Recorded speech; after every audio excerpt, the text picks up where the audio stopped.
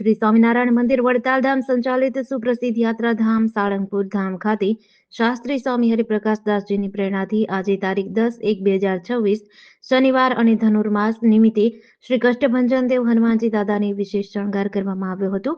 આ પ્રસંગે દાદાને ચાંદીનું ભવ્ય મુગટ અને વૃંદાવનમાં ખાસ તૈયાર કરેલા એમ્બ્રોઇડરી વર્કવાળા વાઘા ધરવામાં આવ્યા હતા.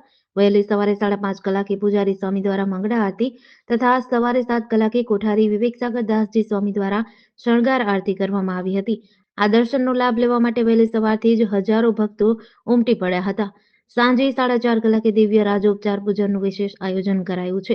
મંદિરના પટાંગણમાં ભક્તિભાવપૂર્વક મારુતિ યજ્ઞનું આયોજન કરવામાં આવ્યું છે.